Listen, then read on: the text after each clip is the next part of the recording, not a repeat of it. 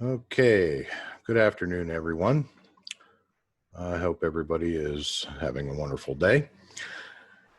As I promised, the first time I did this video, what is E-clause as a defense contractor in law pursuant to the Sixth Amendment. The last part of the audio got cut off, so the rest of the narration didn't make it online. So I also have since added some information to this PowerPoint, which will be uploaded to the Patreon site once this presentation is finished. So let me go ahead and get started. One of the things that makes me in law versus at law, when you look at my oath of office, the word underlined in red, emoluments, number one is in its plural form, not its singular form. Okay, so anybody in a position of authority with this word in their oath, obviously, you know, you have a job to do, right? So with retrospect to this being pretty much the most burdensome of any credential or license or anything that anybody could have, right? Because this places you in a unique position, as outlined in the maxim of law below it. To know a thing and to be bound to know it are regarded in law as equivalent. Okay, so I say, I will stipulate to that. So I begin this research project into what this word is and why it's been selectively excluded throughout primarily jurisprudence.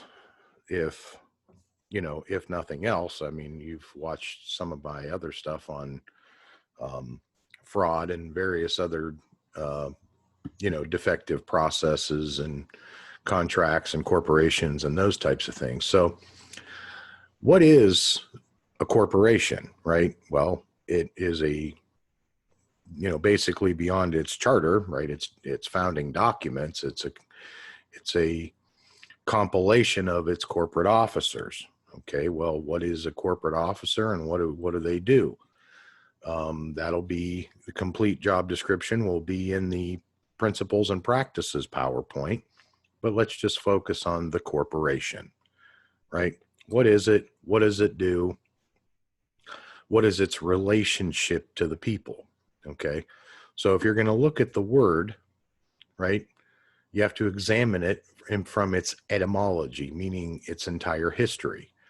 Dating back to the 13th century, Latin contains four components: profit, gain, advantage, and benefit. Well, in the 15th century definition, there are only three pillars: advantage, profit, and gain. These were the three primary elements, components of each pillar of the republic, right? Because our system of government, it is unique in that it has, it's a dual purpose document when you look at the succession of law, Constitution, the Articles of Confederation, and of course the Constitution itself. I'm sorry, the Declaration, Articles, and Constitution. So basically what you have here is you have, without going into too much of all of that, when I started getting into all this, I mean, I've read the Great Charter of Liberty, so I know what that says. But knowing and understanding, right, in what it is I do all day long, looking for defective business practices. We heard me refer to them before as shenanigans, defects in the code, excuse me, foreign business plans, those types of things, which I'm going to outline here. This is the significant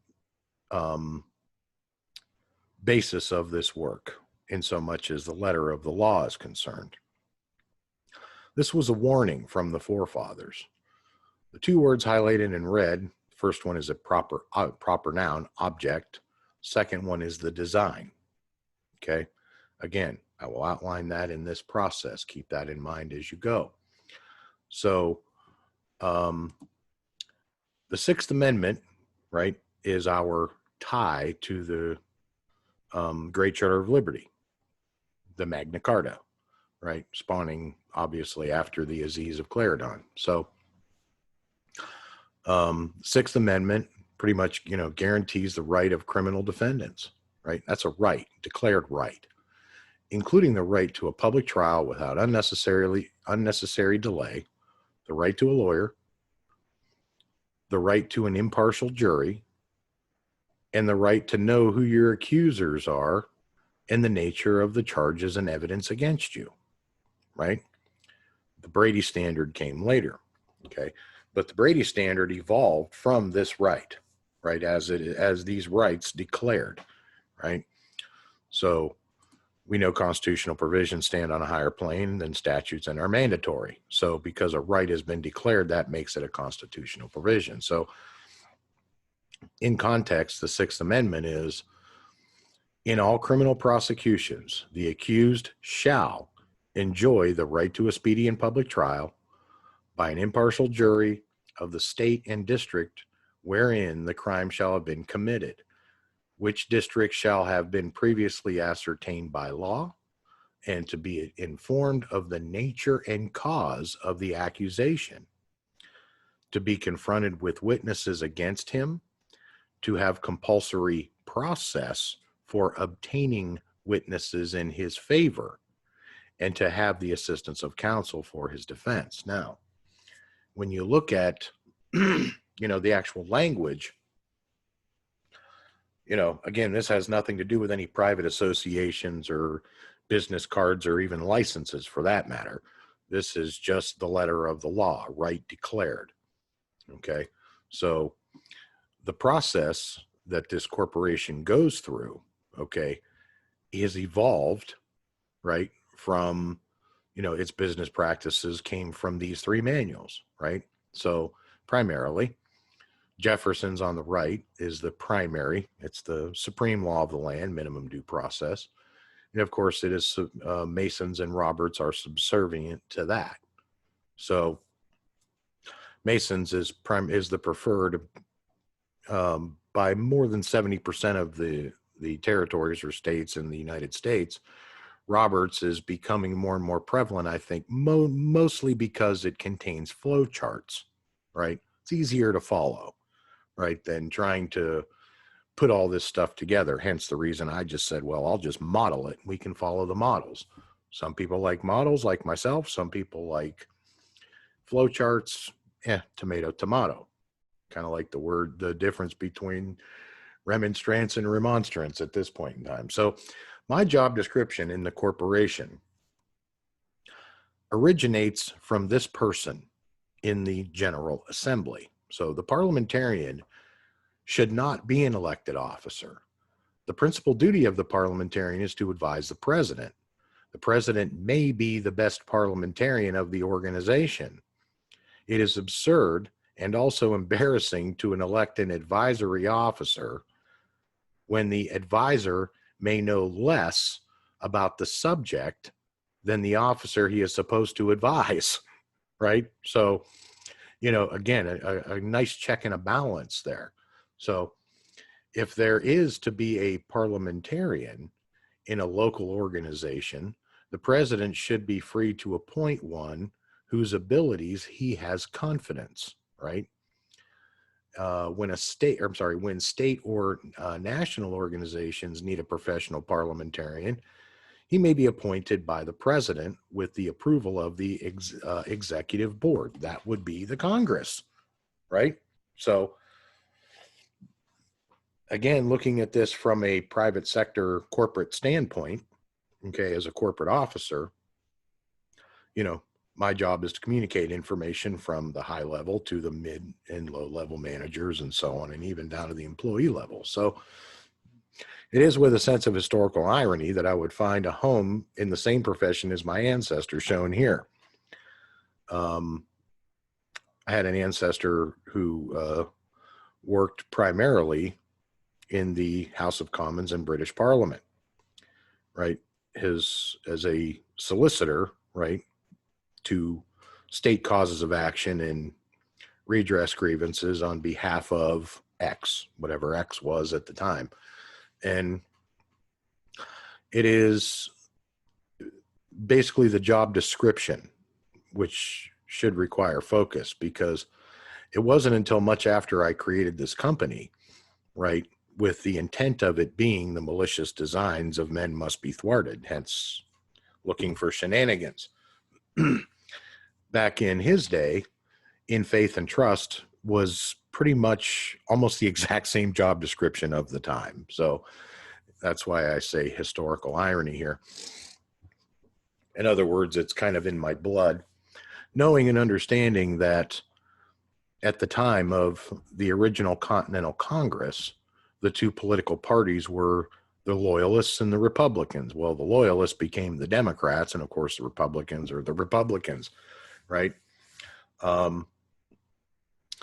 Pretty much it's the same debate as we had back then, and you're going to figure this out as we go along, especially as I go through some of the history as outlined here. This sourcing is Annals of America, Volume 2. So you guys can verify that. I believe, if my memory serves, this is the Britannica version. So we'll begin in 1606 with First Charter of Virginia, right, as shown here. You've heard us discuss this on our show with Kirk and myself. And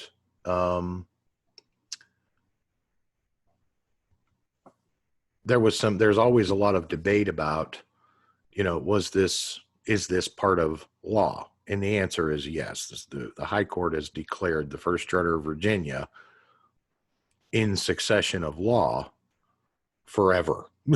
So to dispute that is, you might as well be talking to the wall. So by the time 1773-74 rolls around, right, we assemble the First Continental Congress to deal with, as it turns out, foreign emoluments, foreign monopolies, right? And the Independence of Massachusetts legislature, right?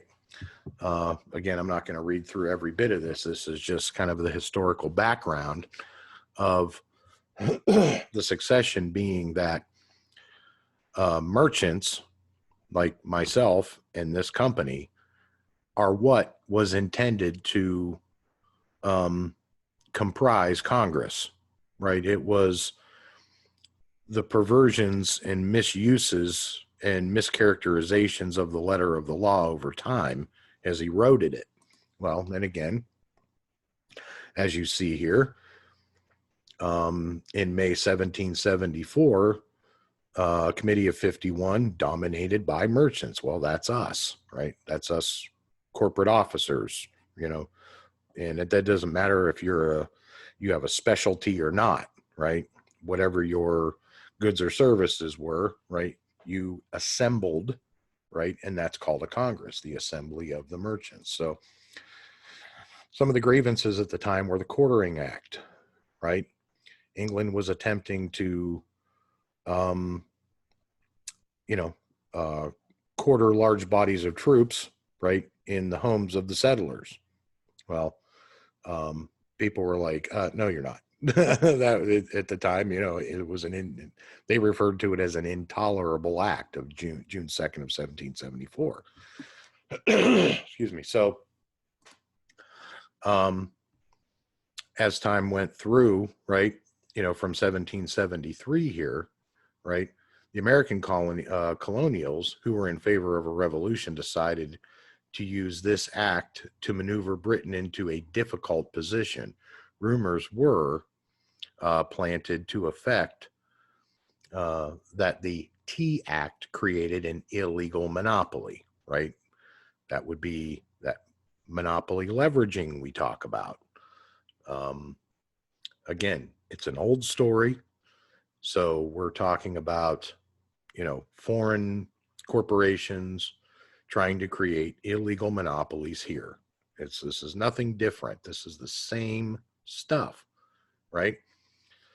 Excuse me. So, um, on December 16th, 1773, American patriots masqueraded as African Americans and the Native Americans and raided the ships of the East India Tea Company, right? Hence the Boston Tea Party. So, and anybody who lives around that area, I'm sure, knows all of this history and has heard it. I would certainly hope you grew up in grade school hearing about it. So, um, so pre-Reconstruction, right? The remember pre-Reconstruction, we hadn't made the transition into industry yet, right? These were just, we had blacksmiths, right, and dirt roads and wagons and horses and all that stuff. So, which began later to see identified in the Declaration of Independence, classified as conduct of tyrants or pretended acts of legislation, right? What makes them pretended is their clear lack of consideration for any provisions of in law, which leads to ideological confrontations, as we are seeing here in 2020. So basically what this means is, when you look at even the Mason's Manual, which will be outlined here, page 25, section 16, right? Constitutional provisions stand on a higher plane than statutes and are mandatory. So the conduct of a tyrant, pre-Reconstruction, right? This conduct would result in revolt or revolution, which is exactly what the modern day bar has been trying to undo since we actually declared independence in 1776, and why July 4 is our nation's birthday. Now, that's the official company line. Our actual Declaration of Independence was the Lee's resolution, which came way before this.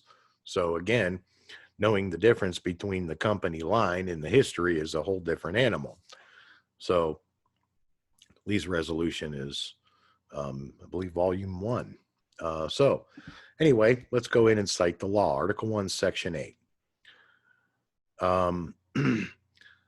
At this time, we hadn't, as I said, we hadn't entered into the industrial age as of yet. So as far as they were concerned, their perception, being the reality, was to promote the progress of science and useful arts by securing for limited times to authors and investors the exclusive right to their respective writings and discoveries, right? Well, the reason that this is significant is because after a certain amount of time, these discoveries become common knowledge, right? When you look at the internal combustion engine as an example, right? I mean, it was, revolutionary at the time. Now it's, we play with it and juggle it and, horse around with it the way kids play with yo-yos, right? So it's, it is still a science and a useful art by every stretch of the imagination. But number one, the original investors and authors are long since deceased, right? So, and of course, there are many manufacturers of them. And that's just one example. So Article 1, Section 9, Clause 8, right? No title of nobility shall be granted by the United States, and no person holding any office of profit or trust under them shall, without the consent of Congress, right? I mean, there has to be a quid pro quo and a reciprocity agreement between the person making the application and the people of the United States, right? Shall accept any present, emolument, office, or title of any kind whatever from any king, prince, or foreign state. Okay, so as we went through this and we started to dig further into history and discovered the 13th Amendment, we also discovered there were many deficiencies, right? The forefathers saw to it that to include or emolument of any kind whatever or foreign power, right? So in the original emoluments clause, right, they were referred to as a foreign state. Here they discovered that foreign powers came from extra pillars of law, right? And said, oh, we need to correct that, assembled an Article 5 convention, and hence added Article the 13, which now you guys know is the 13th Amendment.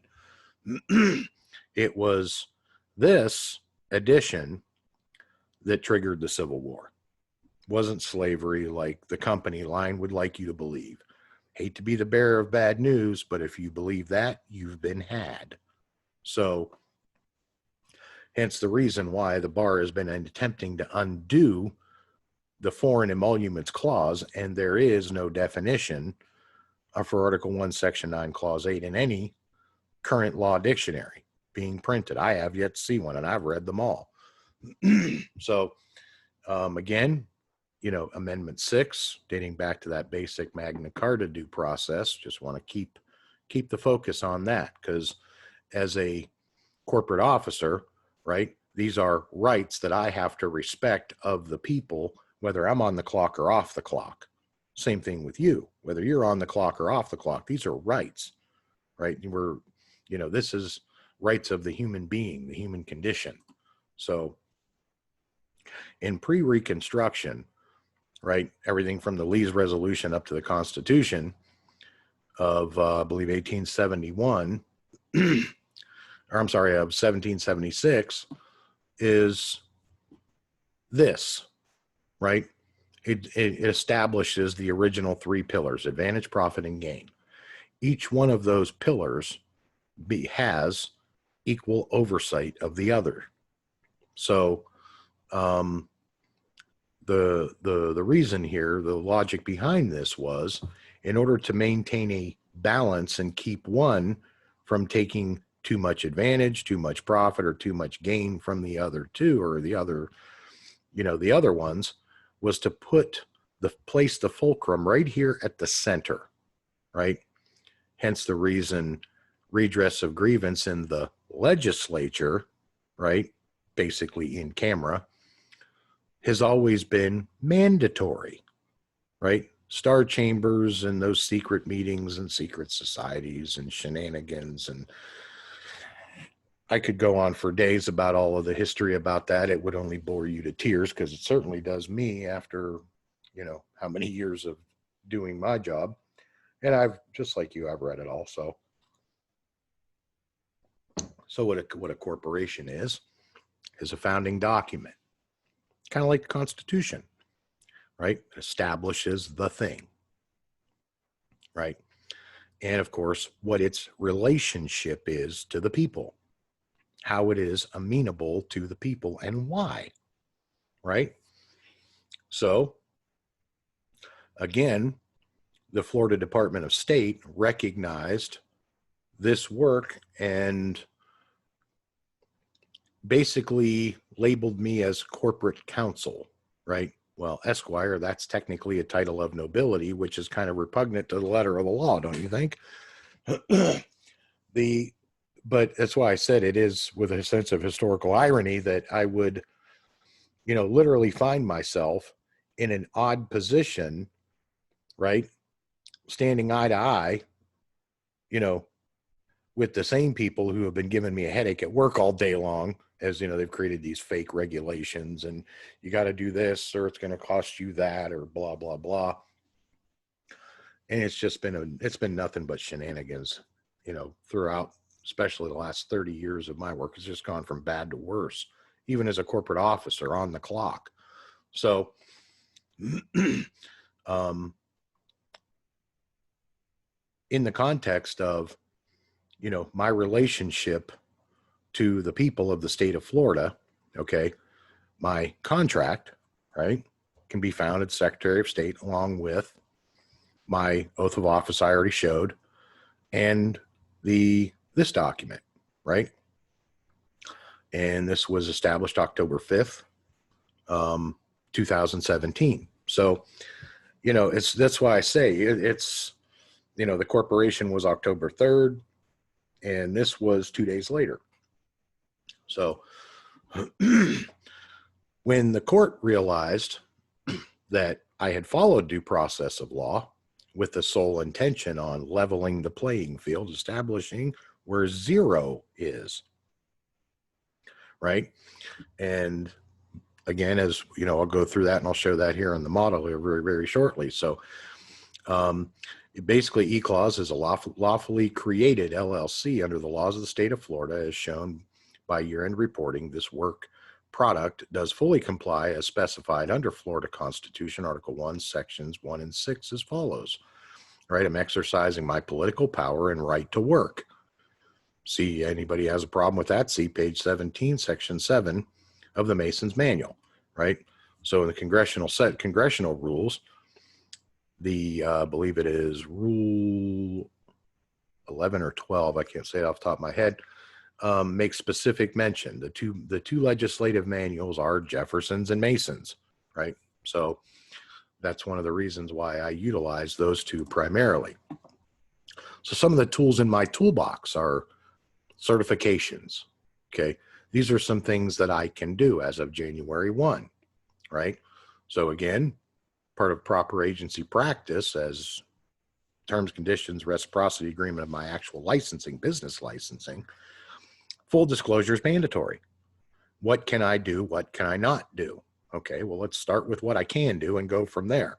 So this document here was created by, as I understand it, the Florida legislature worked with the executive branch, right, and gave notaries the ability to certify copies. Okay, that's significant. It's never that's a tool I've never had in my toolbox before. So again, I went to work and said, you know, remember, to know a thing and to be bound to know it are regarded in law as equivalent, and I'm okay with that. So what is this? What does it mean? And how does it work? So that's the reason I ordered these and I did the homework. So the other one is an individual acknowledgement form. This is significant. For example, if I say, okay, I'll show you mine if you show me yours, right? Here's my oath of office, show me yours. They show me theirs, I have to fill out an individual acknowledgement form, acknowledging, putting it on the record that there was a reciprocity, an equal exchange of information. So this is why I tell people, be very careful what you wish for because you might get it, right? So in the context of my own case, it was, well, I have a cover page and a corresponding order was the rest of the document. And of course, hence the round robin we began. A jurat form is the same as it's always been, okay? So like the individual acknowledgement, these two things didn't change. So other than the fact I can now notarize either physical presence or online. So again, there were, you know, it kind of changes the vetting process a little bit because when you have somebody in front of you, you can look at their identification and say, oh yeah, that person in that picture looks like the person in that picture. Okay, sign the logbook here and you're done, right? So again, it's a different set of requirements, duties for me to perform in the performance of the duties of the emoluments of my office. See how where that word fits in. So the limited jurisdiction of this office, right? That's a little hard to read here. I blew this up in a later slide. So basically it is, this presentation should clarify this jurisdiction as I proceed. So the expanded view will happen here very shortly. And again, one of the reasons the court granted me standing, right? I have been granted standing by the judicial mandate to perform this task in law, right? Basically to follow the law and the rules of the court, looking for those emoluments violations. And ask me what happened to the graphic right there. That's the first time that's ever happened. That's bizarre. Excuse me. So if we're going to look at in a political strategy, right, how would you divide 3 evenly, knowing that each branch of government, right, if we're going to measure its power, we would use the science of a circle, right, circumference. So knowing that the degrees between each branch is 60 degrees. Okay. So that's the measure, right? Units and measures, excuse me, of each pillar and its power, which is why they're equal standing. So 60 times 3 is 180. That's a straight line, right? 180 degrees is a straight line. Well, if you wedge a bar in between, right, hence dividing the country into two parties, okay, excuse me, one side has an ideology, the loyalists, and the other side has its ideology, the Republicans. Blue pill, red pill, you can laugh about that all you want. So knowing how you would divide 3 evenly, knowing that 3 is prime, right? Well, 90 times 2 is also 180. Aha, right? So remember, in the previous version of 2010 Mason's Manual, its predecessor made mention in Section 4 of the Great Charter of Liberty, right? Made specifically to charters. So when we look at that conduct of a tyrant for taking away our charters, abolishing our most valuable laws, and altering fundamentally the forms of our government, these are bad actors doing what bad actors do. You know, you've even heard, parents say over the years, your grandparents or whatever, that leopard's never going to change those spots. He has erected a multitude of new offices and sent hither swarms of officers to harass our people and eat out their substance. Many people are referring to this as the current police department. That's incorrect. That's an incorrect assessment. The multitudes of offices are those CPS workers, those contact tracers, right? Those foreign emoluments, right? They're collecting a stipend, right? They're getting paid, but the Constitution makes no reference to how their office, how they're to be brought into being, right? That's a usurpation of power. It's a junk science. So the police department, when it was created, was to support the sheriff. Well, we see how that's turned out. So my solution to that problem is take the local police emoluments, hand them over to the sheriff, let the sheriff do with them as he or she deems fit, right? That solves the local county problem. We still have a state deficiency. So in so much as policing is concerned, I say we create a duty to protect, right? Who? Protect the county sheriff. We need a liaison between the county sheriff and the United States Marshals, federal law enforcement, or FBI or whatever. But this person could be called a state marshal. Now, Texas has done this through its Texas Rangers, right? That's a leg that Texas has that no other state has. So I said, well, hey, let's do that. We want to restructure the executive branch anyway. Let's make it Republican in both format, and character, right? So the state marshal will be subservient to the county sheriff, right? And liaise between the county sheriff and federal authorities. Back up the sheriff. Because right now, the only backup the sheriff has is us, right? So what's he supposed to do? Deputize everybody? He doesn't know who you are. He doesn't know who I am. I mean, to even make that suggestion is ludicrous. So hence the problem with vetting. So anyway, as I digress, what do we know about lawyers and private associations and, these fakers? Let's just call them what they are, foreign emoluments. Because I can't go to any state government agency or lawfully created pillar of law, right? The first or second pillar, and look up a bar card. Don't think I haven't tried. So, unlike my business licensing and everything, all my credentials, you can find all that stuff.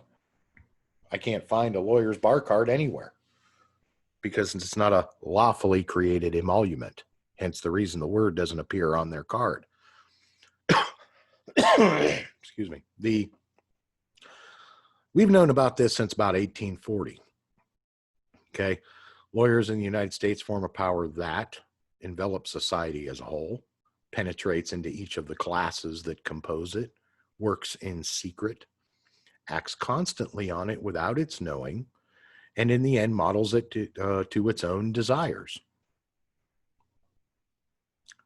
You're going to see that as we go. So, remember Section 7? Being organic in character, constitutional provisions stand on a higher plane than statutes and are mandatory. You've seen this in the work, right? So, as we go along, you're going to see many more of these examples pop up as we go through this. So, post-Reconstruction, right? We saw what advantage, profit, and gain look like. So, where does the corporation come into it, and how do we view those? Well, here we go. Hence the Mason's Manual. And why businessmen make inherently better politicians than bar members. Because if there's one thing we understand, it's market advantage, profit margin, and capital gain, the three original pillars. So there's your answer. What, in the context of monopoly leveraging, what that does is that takes all of the market power and makes it the fulcrum, right? That's the leveraging the scales of justice. The problem with this isn't the fulcrum, right? This is a weapon of mass distraction as far as I'm concerned, because the fulcrum, as we talked about, was right here where these three colors of law meet, right? That is the focal point. So that's what makes the scales of justice three-dimensional, not two. So I've been stating that since I started this work. Excuse me. It just took this long to be able to put it into a context where I could prove it.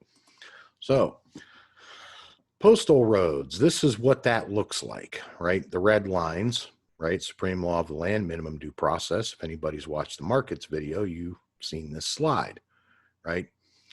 Markets must work within the margins, right? So within the margins, right, that's between the red lines. And the yellow lines is the state constitution, right? There's your separations of powers, right? You got to have a thoroughfare. It's got to go both ways, period. End of discussion, right? That's what the Reconstruction Act does. So basically takes that dirt and puts pavement on it. Moving on. So we get into some of these principles of parliamentary law. Again, this job description, the stuff that we do in the company all day long. So when the kid's mother said to me, Dad, go do that thing called loss prevention you do and figure this out. I never expected to do all of this, but here I am. So you've heard us talk about this before. The group must be so constituted and endowed that it has the power and authority that it purports to exercise, right? A purported action must be within the power of the organization or the vote is ineffective. Hence the reason the first fundamental principle of group decision-making in, referencing sometimes groups assume powers they don't have. Oh yeah. So when I said, for example, well, where did you come up with this number? I wasn't present in any meeting, right? Because we know meetings are necessary, right? Look, the fifth, number 5 here. There must be a clear question before the group. And number 4, there must be a quorum at the meeting. And number 3, there must be notice of the meeting. And number 2, there must be a meeting. I wasn't at the meeting. So if there was a meeting, I wasn't there. So again, they didn't follow due process and hence the reason the orders and everything that they've done since fails. So these, of course, are scans of the book. So starting here at section 44, parliamentary law is a branch of the common law, right? So if you're going to make reference to common law, you got to know where to start. Again, that's in the legislature. This is the history, right? This is the book, Due Process of Law. So when you look at a corporation, right, what are some of those fundamental principles? What do those look like, right? If you're going to take a corporation, in this case, E-Clause, and we're going to give it a character, right? What are its founding principles? These things you can find in the law, in the legal dictionary. These are those maxims of law. These are those principles that we don't even have to think about. For example, a right cannot die. Use is a fiduciary ownership. Where there is a right, there is a remedy. A concealed intention is an evil one. An error of law injures. I mean, I could go on. The short, what I affectionately call my short list is up over 110. So I'm not going to read them all, but you kind of get the point. Hence, two of the fundamentals that I believe most, that I stand firmly on are law is the science of what is good and just, hence my reference to science and mathematics. Mathematics is the perfect science. You're not going to screw that up, try as they might. And of course, the voice of the people is the voice of God. Hence, when the kid's mother said, "Dad, go fix this problem," it took me all of about 15 minutes to figure out what that meant. So let's look at some of the differences. Let's look at some of these things. We've talked about what an oath of office is, right? So let's look at a credential and a license, right? A credential is just a document or other evidence that proves one's authority or expertise, right? I have examples of both. And a license is a privilege granted by a state or city upon the payment of a fee, the recipient of the privilege then being authorized to do some act or series of acts that would otherwise be impermissible, right? Hence, agency practice. Take that theory and put it into practice, put it into motion. Start the engine and put it in gear and turn it and go on down the road. So an oath of office, as I said, this is by far the most burdensome of any job in which anyone will undertake in the context of any job, as the inherent responsibilities that go with them are strenuous and heavy, hence the maxim of law. The process of law is a heavy hardship. The law, not the judge, the law crowns or rewards the work. So an oath of office is an oath or affirmation taken by a person about to enter into the duties of public office, subservient to the people, like it or not, by which the person promises to perform the duties of that office in good faith. To me, that doesn't seem to be very difficult, right? So when it comes to doing a specific performance, why is it so difficult? And the answer is those emoluments are not lawful. Hence the reason that you never heard even a bar member say, "Hey, withholding of exculpatory evidence is an emoluments violation under Brady."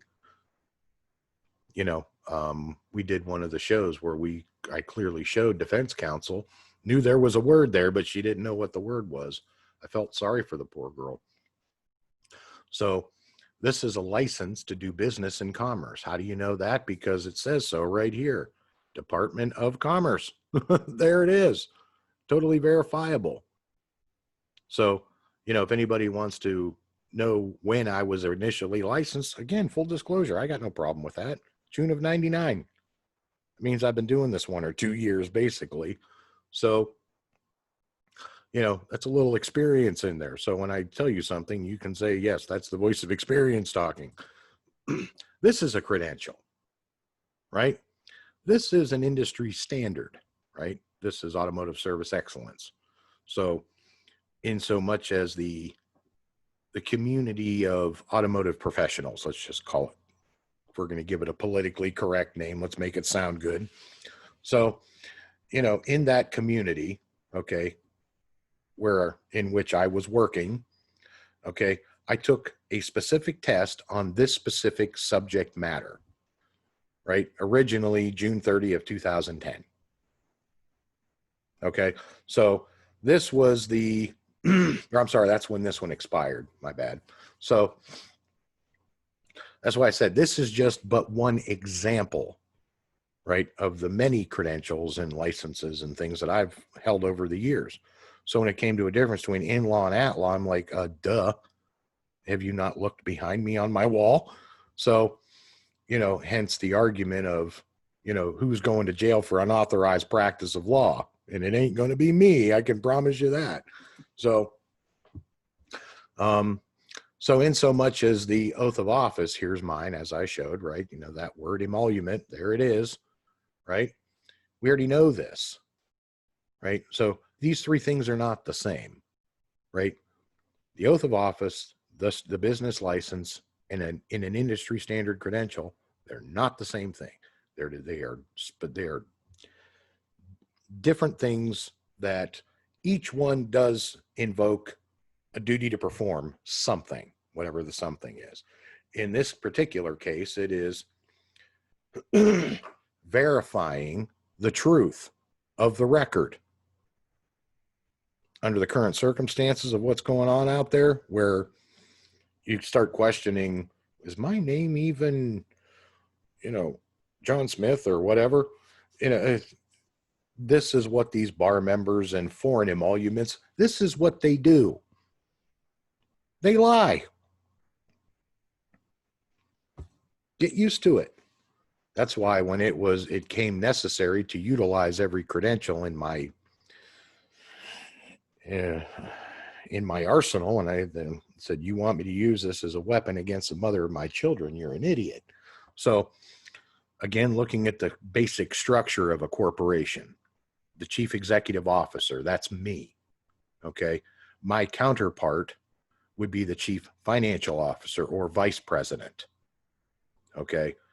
And of course, the board of directors, and each, of course, with our staff. So there is no real set structure. So yours can be constructed as you so desire, depending on your company's needs. Split boards of directors separating operations, being the Senate, that's me, and finance, basically the House of Representatives. Remember, they control the purse. That's the accounting department, right? I've even said separation of powers, hence the reason I work closely with CPAs and many of them constantly. So some of the stuff that I catch, they don't, and vice versa. It's a great reciprocity arrangement we have.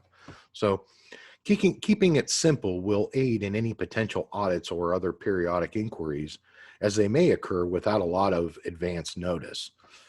You can also use these processes to your advantage if you run things properly.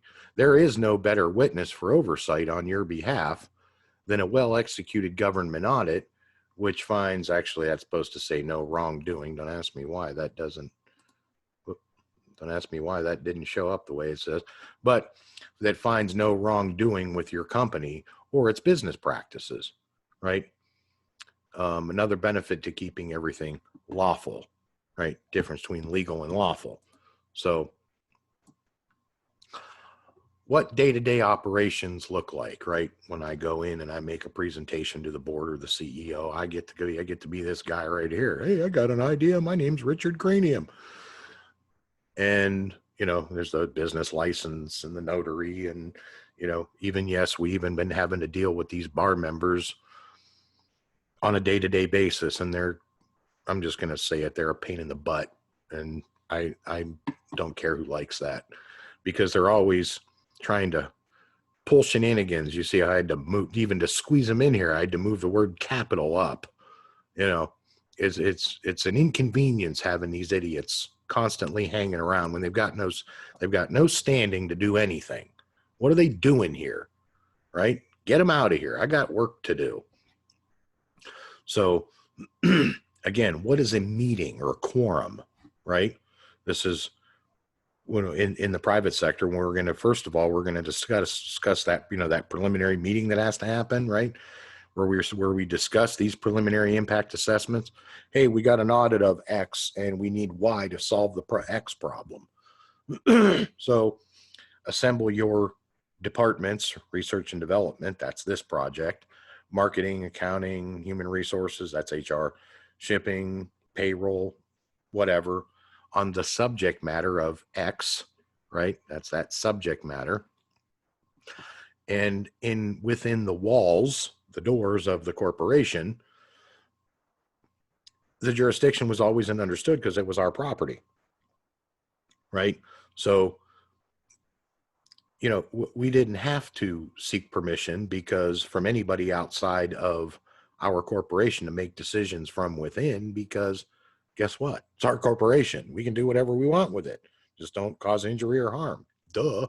So when it became necessary to say, well, I'm not in that company anymore. This company needs its own to solve the problem of zero, which I'm going to get to here very shortly. Congress says 42 USC 1983, 1985, 1986, blah, blah, blah, blah, blah. The court said, well, if you're going to get to zero and you can prove negatives via science, if you use this jurisdiction, 28 U.S. Code 1443, that sets the bar a little higher and bad actors can't weaponize, right, your work. You have made it too burdensome for them to be able to corrupt it. That was the intended purpose of this work, right? So now that we have raised the bar, right, back to where it belongs, zero, and of course the Sixth Amendment. So as it says here, what is section 1443 of the, I think that's supposed to be of the Civil Rights Removal Statute, provides a defendant with a right to remove a state court action in two specific and limited circumstances. And here they are, right? Against any person who is denied or cannot enforce in the courts of such state a right under any law providing for the equal civil rights of citizens of the United States or of all persons within the jurisdiction thereof.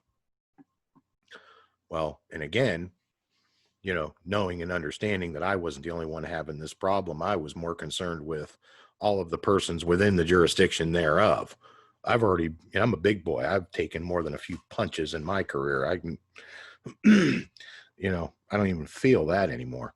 So, number 2, for any act under color of authority, that color of law, derived from any law providing for equal rights, for refusing to do any act on the ground that it would be inconsistent with such law. This is the section right here where I'm most focused, because now we're talking about a specific performance, right? These actors acting under color of law, these CPS agents and these other unlawful foreign emoluments, right? So the defendant bears the burden of establishing his right to remove under 1443. And of course, here's the case, Charter School of Pine Grove Incorporated versus St. Helena Parish School Board, right? So that's from the Fifth Circuit, 2005. So there's the jurisdiction, right? There's where we raised the bar and said, no, zero isn't where you think it is. Zero is here, Bubba. So why? Because if you look down here, removal from a state to even a federal court, statutes do not create jurisdiction. You still have to go to the legislature to acquiesce what jurisdiction you're talking about, right? Hence the quid pro quo and reciprocity. That's why I always say, go to Congress, right? If the judge wants to talk to you, they'll call you. Trust me. So, instead, they are mechanisms to enable federal courts to hear the cases that are already within their original jurisdiction. And here's the case. Lawrence versus Tharp, Fourth Circuit Court. So again, this was, I think this came from Briefing a Case, another PowerPoint that should be on Patreon for you guys to be able to download and go through it. So this one here also makes reference under same title, 28 USC 1441 and 1445. So cases which are not removable, right? And of course, other issues. So whether you want to use 1443 or maybe 1441A. So, again, pick your poison. It's going to depend on what your current circumstances are. Okay. What is your subject matter? I mean, not everybody is family law, could be anything from a fictional crime with no victim to something else. I don't know. So, but my personal preferred science is mathematics, as shown here. Why? Because you can't screw up science, not mathematics anyway. No matter what you do, positives are positives, negatives are negatives. It is what it is. So how does this work? Well, when we're analyzing advantage, profit, and gain in our overseen, remember, through the financial hub. That's New York City, the stock market. There it is. You wanted to know where corporations are overseen? Right there. Doesn't get any more transparent than that. So you want to know what a company is up to, go look at its stock numbers. So when we're examining these things out of context individually, that's the reason these models look as they do, right? Targeting the advantage specifically, the profit specifically, and the gain specifically, trying to keep them all in unison, working together properly, or as the letter of the law says, domestic tranquility, right? Maintaining an average of 33% gross profit with a targeted 12% growth per market capita with a 0 variance. You think that's easy? Try it. I'm able to do it. Been doing it for a very long time. The 3-pillared model, I can do this standing on my head with one hand tied behind my back, hopping on one foot. It's when these benefits programs started to show up, right? In these big companies, right? These stock traded on the open market, or, the open free markets. Well, again, managing benefits packages, I've always complained about this for 2 reasons. Number one, it changes the context of the original 3, right? It adds burden to that process and takes away from the focus of our day-to-day operations, right? And puts more burden on the finance department. These 2 guys here, the accountants, right? I'm out here trying to maintain our reciprocity agreements in the open market to maintain our market advantage, right? And the profits and the gains are suffering constantly because these benefits packages, number one, they're not our property. We don't have the standing to even manage that stuff. Quit asking us to do it. We don't want to do it, right?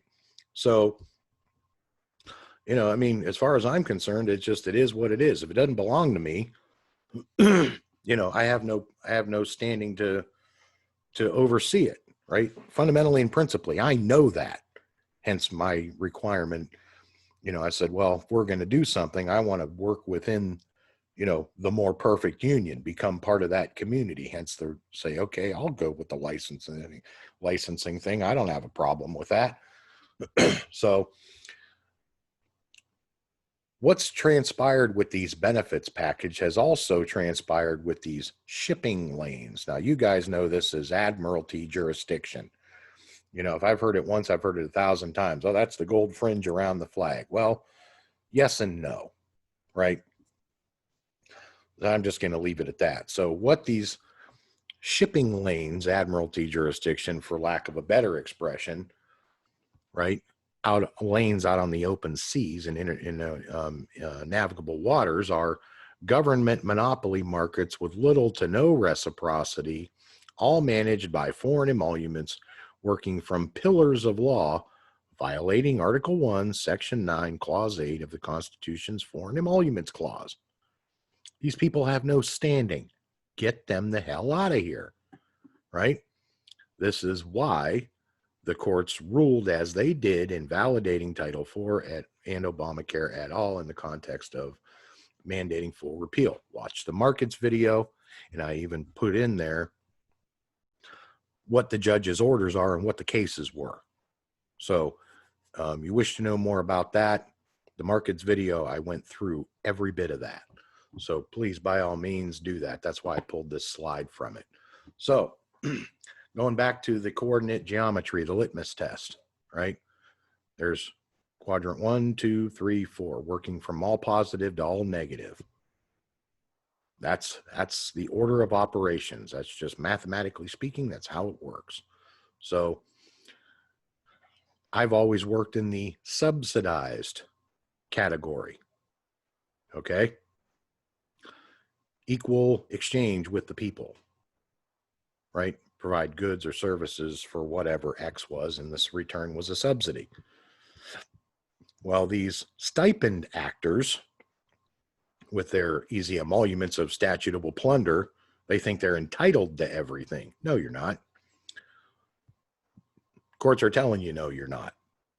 They walk in, they go behind closed doors, and they think they're going to make a decision for somebody else with no standing either in or even at law, for that matter. That's a fiction, right? What is that? That's this monarchical model. Hence Kirk and I's favorite joke, are you going after the bar, bro? So it was, yeah, you betcha. So this is why when you even watch some of the old Westerns, you'll hear them referred to as those confidence men, right? Snake oil salesmen with their confidence games and trickery. I call them what they are, useful bar idiots, basically telling you, look, we've been had. It is what it is. So these entitlement benefits programs all run by these foreign emoluments, right? And they pay themselves with these stipends. Oh, horseradish, get that garbage out of here, right? Those are fakers, right? It is what it is. That's a scam artist. I can't verify that person anywhere. So in 1995, these guys showed up acting like they own the place with their entitled mentality, hence entitlements, Title IV. Show you that in a minute. Actually, I think I just did, right? Oh, that's this guy right here. So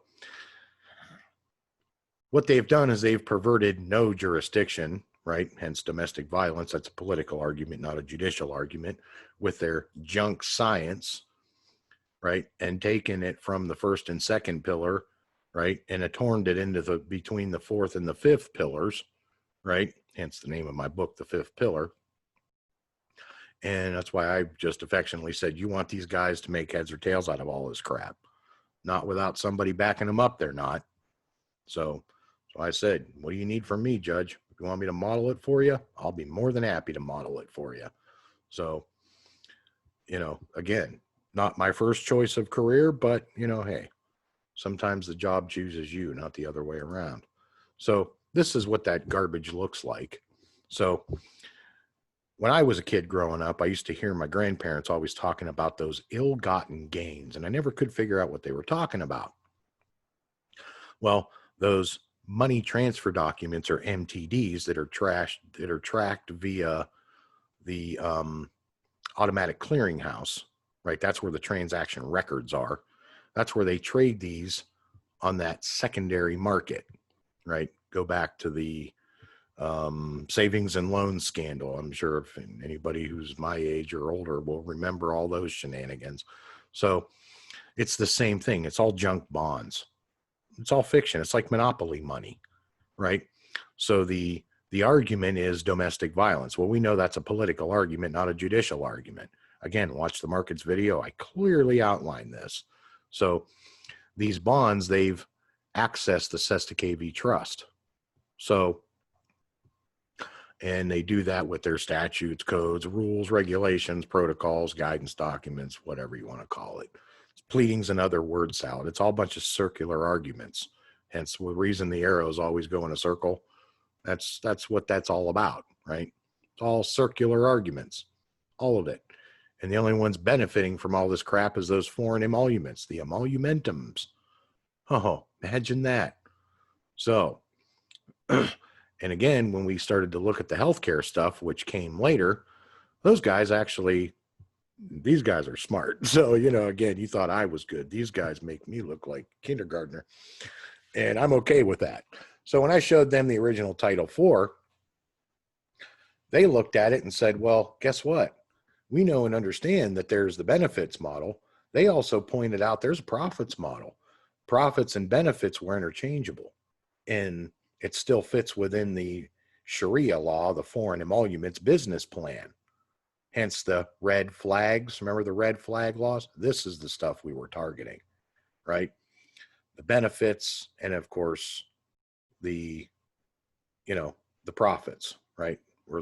We're following the money, right? The profits, following the profits, looking to see who was benefiting from all of these insurance billings and source codes, right? So a guy who knows computer programming the way I do, you really thought you were going to get one over on me, huh? That's not going to work well for you. So here's what else the medical guys came up with. In their mechanism, right, they have this other source of funding, comes from donors, called an endowment fund, right? Versus in the normal family law, you know, movement of people, you're looking at the Social Security retirement funding. Well, of course they're extorting that, duh. But they're also doing it, they're going after these endowment funds, right, that come from donors. Those are funds to fund like cancer research and, you know, hence the reason there's no money in a cure. I'm not going to tell me they haven't cured this stuff. Come on. What year is this again?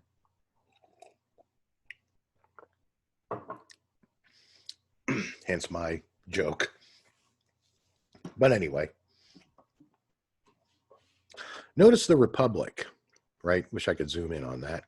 I put that right there because the Republic is always there. It never goes away.